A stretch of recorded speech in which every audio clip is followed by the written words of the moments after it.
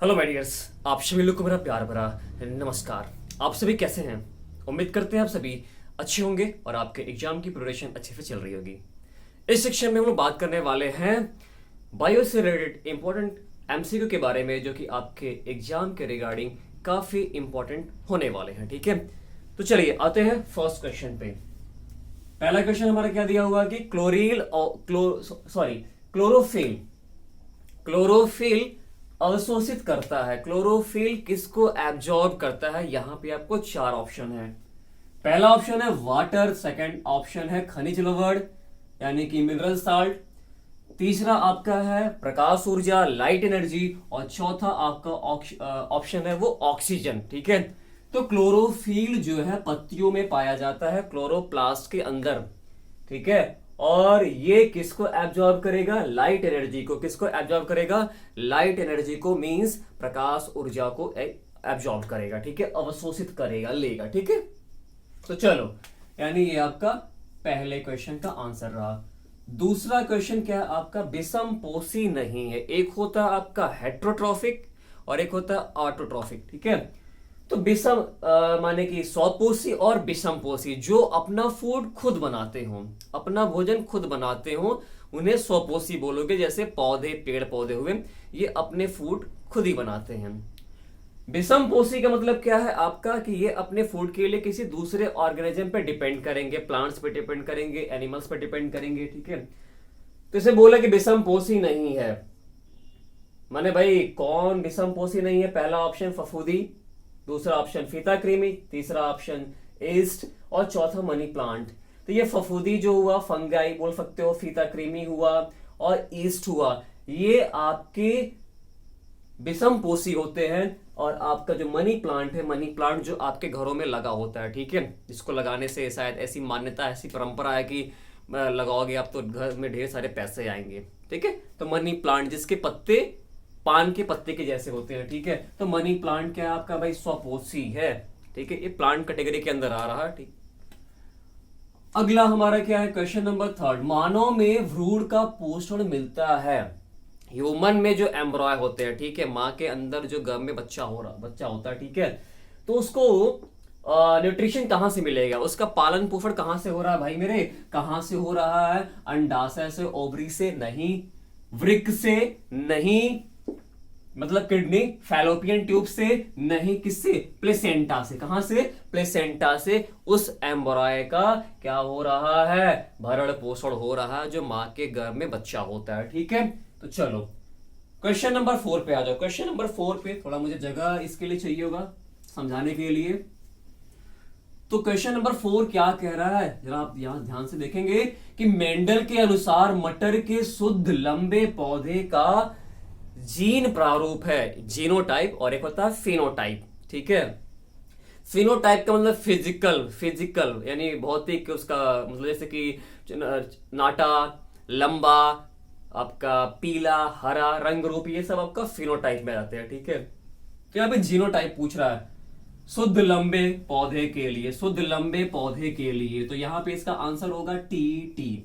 शुद्ध लंबा मीन्स ये जो कोड है, यानी ये जो आपका जीनोटाइप है, ये शुद्ध लंबे पौधे को दर्शाता है। दर्शाने को ये भी शुद्ध लंबा मतलब शुद्ध लंबा मतलब सॉरी, ये भी आपका लंबा ही दर्शाएगा, लेकिन ये शुद्ध लंबा होगा, ये शुद्ध लंबा नहीं होगा। यहाँ पे कैपिटल टी आ रहा, और एक क्या आ रहा? स्मॉल टी आ रहा। कैपिटल टी आपका यानी यहाँ पे लंबा ही होगा, लेकिन शुद्ध नहीं होगा। कैपिटल टी को बोलते हैं प्रभावी। क्या बोलते हैं? प्रभावी लक्षण। और स्मॉल टी जो होता है वो क्या होता है? अप्रभावी। प्रभावी वाला एक होता है रिसेसिव और एक होता है डोमिनेंट। ठीक है, तो यहाँ पे ये कैपिटल टी वाली अपनी मनमानी करके ये शुद्ध क्या कहते हैं, लंबा तो हो जाएगा, लेकिन शुद्ध लंबा नहीं होगा। ठीक है, और स्मॉल टी क्या? स्मॉल टी क्या? शुद्ध छोटा या शुद्ध बौना।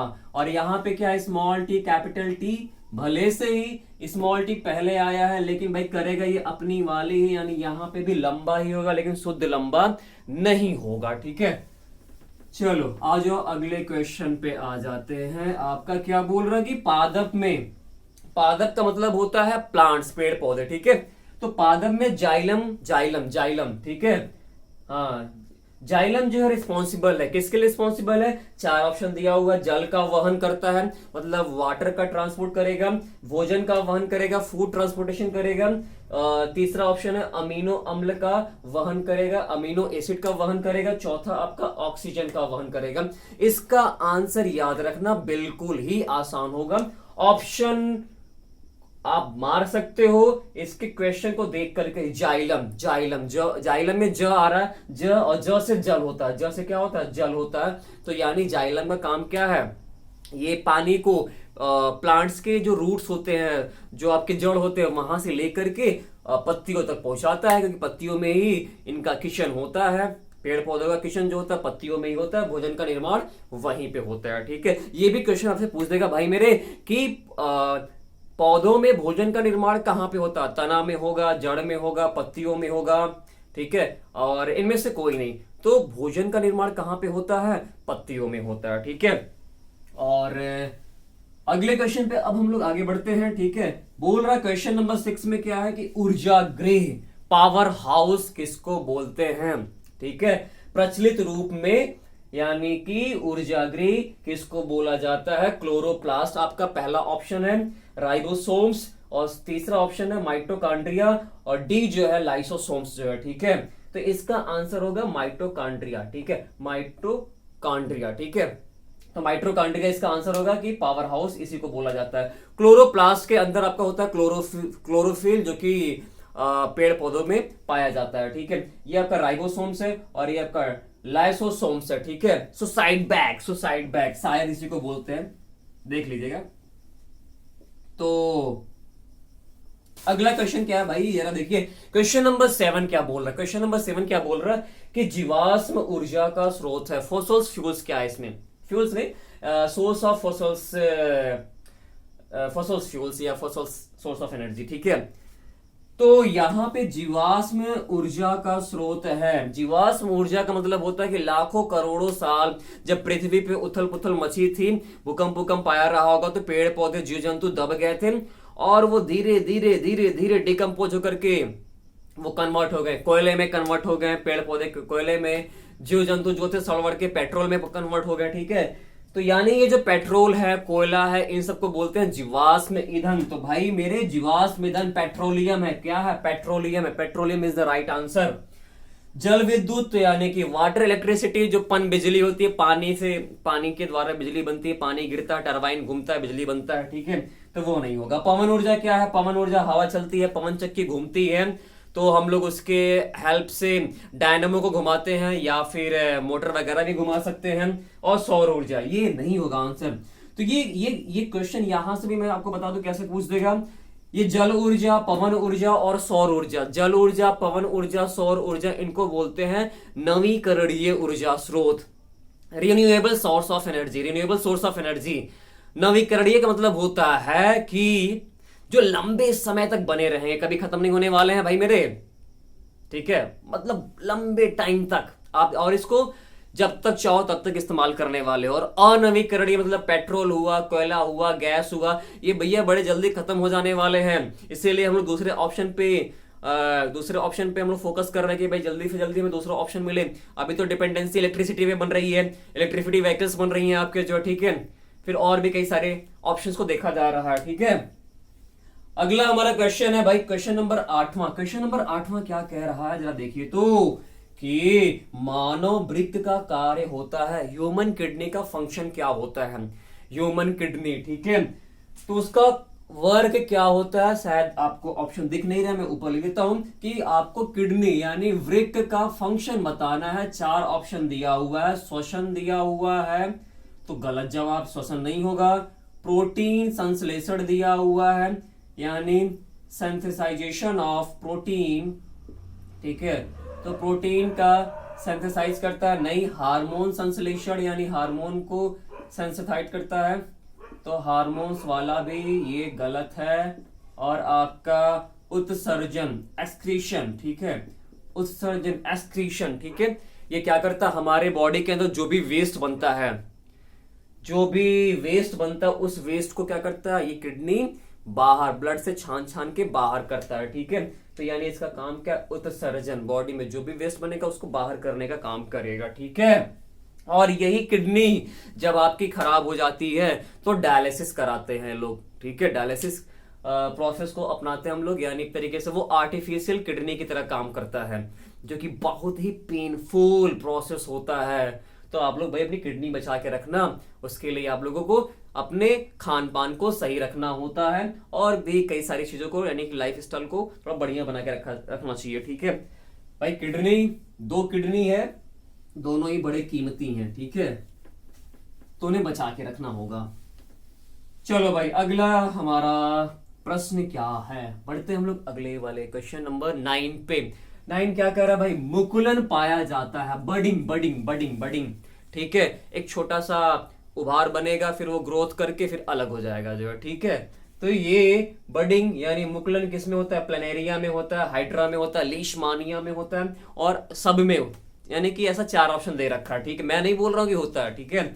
तो प्लेनेरिया, हाइड्रा, लिस्मानिया एंड बोल रहा कि सभी में, तो इसका आंसर क्या होगा, हाइड्रा में, हाइड्रा में, ठीक है।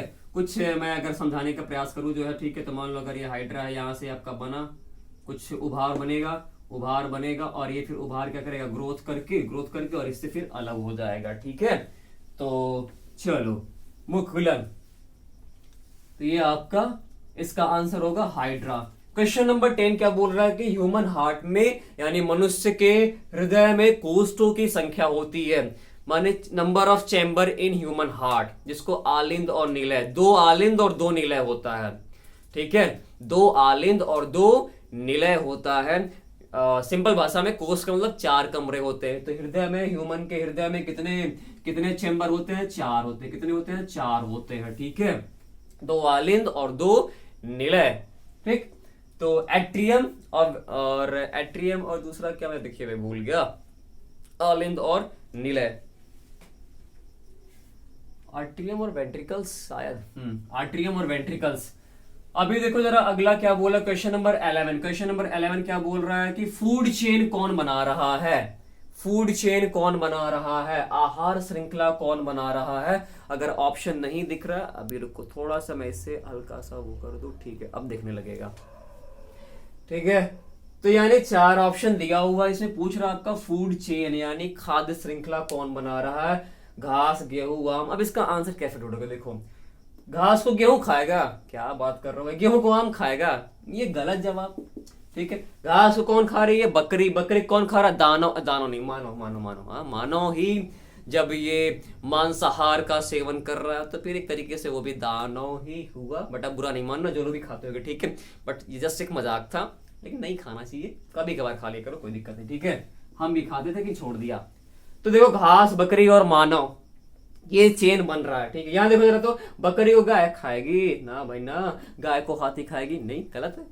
घास को मछली खाएगी और मछली को बकरी खाएगी नहीं, ये भी चेन नहीं बन रहा, यानी ये भी गलत है। तो ये कौन सा सही है, घास, बकरी और मानव, ठीक है। ये फूड चेन ये बताता है कि कौन किसको खाएगा, अपना भोजन कौन किससे प्राप्त करेगा, ठीक है। अगला बोल रहा आपका, जरा मैं इसको हटा दूं ताकि इसके लिए मुझे इनफ प्लेस मिल सके, पादप हार्मोन है, यानी जो कि प्लांट्स में बनते हैं, ठीक है। प्लांट्स यानी पादप माने पेड़ पौधे। इंसुलिन नहीं नहीं नहीं नहीं, इंसुलिन क्या बनता है, ये ह्यूमन में बनता है। ह्यूमन में कहां बनता है, पैंक्रियाज में, अग्नाशय में, ठीक है, अग्नाशय में। और इसी की कमी की वजह से जब ये डिस्टर्ब हो जाते हैं, इसी की कमी की वजह से क्या होता है, इंसान को डायबिटीज हो जाता है, मधुमेह नामक बीमारी हो जाती है, ठीक है। और फिर इंसुलिन अगर बढ़िया से हो गया तो फिर इंसुलिन का इंजेक्शन डेली इंसान को लेना पड़ जाता है, ठीक है। तो ये भी बड़ी पेनफुल लाइफ हो जाती है। एस्ट्रोजन ये भी इंसानों में ही बनता है, इंसानों में ही बनता है जो है, ठीक है। तो ये भी इंसानों में बनता है, तो ये भी आंसर नहीं होगा, ये भी नहीं होगा। फिर उसके बाद थायरॉक्सिन, थायरॉक्सिन भी इंसानों में बनता है। साइटोकाइनिन, साइटोकाइनिन इज आपका, साइटोकाइनिन जो होगा वही आपका पादप हार्मोन होगा जो कि पौधों में बनता है, ठीक है। चलिए, तो इसका आंसर जो होगा पादप हार्मोन कौन है, साइटोकाइनिन, ठीक है।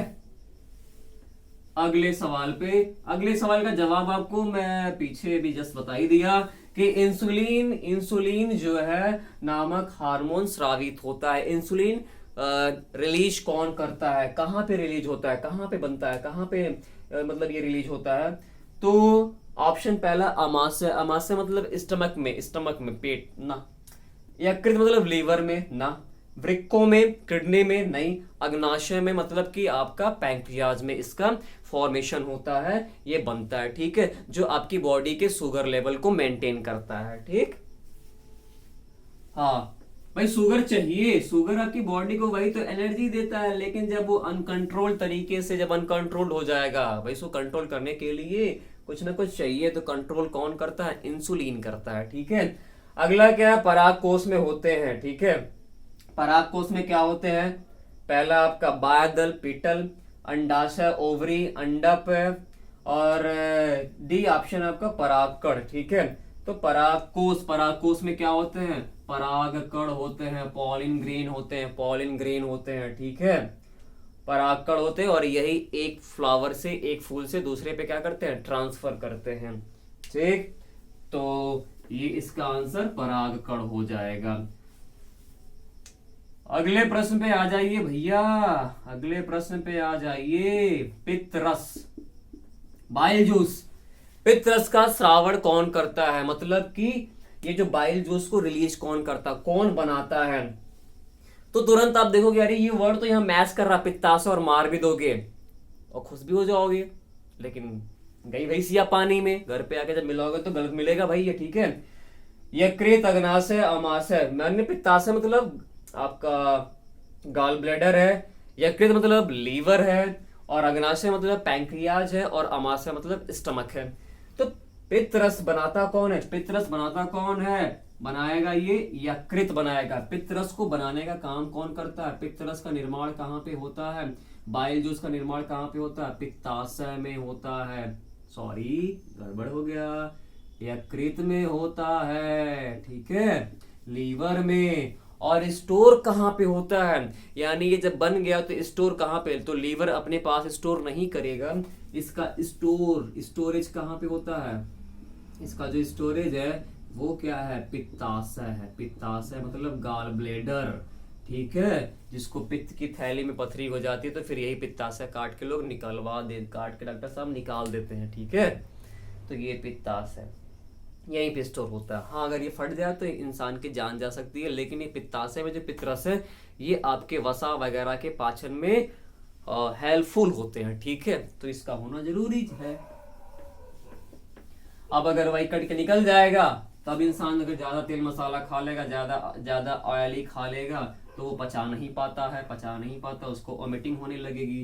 पुरुष में लिंग गुणसूत्र है, देखो प्रश्न में मिट गया भाई मेरे, अब बताओ क्या करें, चलो जो होना था सो हो गया, ठीक है। हाँ तुम्हें प्रश्न पढ़ देता हूं। पुरुष में लिंग गुणसूत्र होता है, यानी कि जो मेल है, मेल में 6 क्रोमोसोम क्या होगा, तो ह्यूमन में सेक्स क्रोमोसोम XY एक ऑप्शन दिया हुआ है, XX Y और X।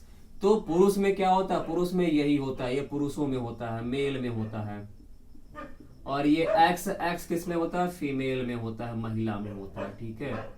पुरुष में यही जो वाई वाला फैक्टर है, यही डिसाइड करता है कि जो संतान की उत्पत्ति होगी वो, यानी जो बच्चा होगा वो लड़का होगा या फिर लड़की होगा, तो यही डिसाइडिंग फैक्टर है, ठीक है।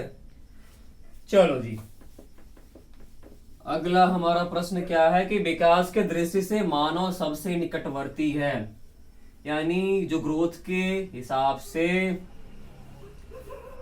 इवोल्यूशन के हिसाब से जो ह्यूमन है, इंसान है, वो किसके नियरेस्ट है, बंदर, चमगादड़, खरगोश। भैया तुम कहां से खरगोश की तरह दिखते हो, तुम चमगादड़ की तरह की तरह मतलब कहां से लगता है, ठीक है। बंदर थोड़ा दिमाग में आ सकता है, और चिंपैंजी जिसको साथ वन मानुस में बोलते हैं, ठीक है, इन्हें देखोगे ना तो काफी कुछ सिमिलरिटी तुम्हारी मिलेगी उनसे, चिंपैंजी, ठीक है। हाँ घर में ये है कि तुम्हें बार बार बंदर बोलते कि बंदर कहेंगे, ज्यादा उछल कूद मचाते हो तो बंदर उसमें मार मत देना भाई, तुम चिंपैंजी होगा वन मानुस, ये ज्यादा बिल्कुल ये काफी इनकी हरकतें जो होती है ना इंसानों की तरह होती हैं, ठीक है। तो इसका आंसर होगा चिंपैंजी। हाँ कुछ शायद कहीं पे आपको चीन के विद्यार्थी कुछ उटपटांग ऐसा दे दिया तो भाई आपको आंसर भी कर रखा है, तो ये बिल्कुल गलत जवाब होगा, ठीक है। तो चिंपैंजी आपका राइट आंसर होगा। चलो भाई अमोनिया को यूरिया में बदलता है। तो अमोनिया को यूरिया में, भैया बड़ा अमोनिया खतरनाक है। इंसान में तुम्हारा अगर ये इंसान में अगर ये अंदर ही स्टोर होने लगे तो इंसान की जान जा सकती है। तो अमोनिया को यूरिया में बदलता है। आपको ये प्रश्न दिख नहीं रहा है, मैं ऊपर लिख देता हूँ, ठीक है। अमोनिया बताओगे कोई, अमोनिया का फॉर्मूला क्या होता है? अमोनिया का फॉर्मूला होता है NH3, इसी को बोलते हैं अमोनिया, अमोनिया बोला जाता है, ठीक है। तो अमोनिया को किसमें, यूरिया में बदलने का काम कौन करता है? कौन करता है? लीवर। तुम्हारा लीवर भैया बड़ा कीमती है, यकृत बड़ा कीमती है, ठीक है। ये अमोनिया को यूरिया में बदलने का काम कौन करता है? यकृत करता है। अग्नाशय का काम क्या है? ये तुम्हारा इंसुलिन बनाएगा, इंसुलिन को रिलीज करेगा, तुम्हारी बॉडी की शुगर लेवल मेंटेन रहे, नहीं तो शुगर की बीमारी हो जाएगी। अमाशय जो है, अमाशय आपका ये जो भोजन जाता है माउथ से, फूड भोजन नली के द्वारा अमाशय में जाता है और वहाँ पे पाचन क्रिया का सेकंड प्रोसेस या सेकंड स्टेप स्टार्ट हो जाता है। वृक्क क्या है? वृक्क क्या आपका उत्सर्जी अंग है, एक्सक्रीशन ऑर्गन है, ठीक है। तो ये आपके कुछ इम्पोर्टेंट प्रश्न रहे जो कि आपके जीव विज्ञान के लिए, बायोलॉजी के लिए बहुत ही काम आने वाले हैं। आपके बोर्ड एग्जाम में मिलेंगे, पक्के मिलेंगे, आप इसे जरूर एक बार फटाफट देख लेना, ठीक है। तो चलिए इस सेक्शन में इतना ही, और आप सभी लोगों को बेस्ट ऑफ लक, ताकि आप साइंस वाले पेपर को अच्छे से अच्छा करके आओ। आप मेहनत करते रहिए ईमानदारी से। अंक जो भी आएंगे, सारे के सारे अंक जो भी आपके आते हैं वो स्वीकार्य होंगे, ठीक है। बस ईमानदारी से मेहनत करते रहिए, और हमारी शुभेच्छा, हमारी जो है ईश्वर से दुआएं हैं कि आपके पेपर अच्छे हों, सारे अच्छे हों, ठीक है। तो बेस्ट ऑफ लक, और आप सभी लोगों को एक बार फिर से मेरी तरफ से ढेर सारा प्यार, ढेर सारा स्नेह है, और फिर मिलते हैं अगले सेक्शन में कुछ नई चीज़ों के साथ। शुभ रात्रि और सत श्री अकाल, नमस्कार।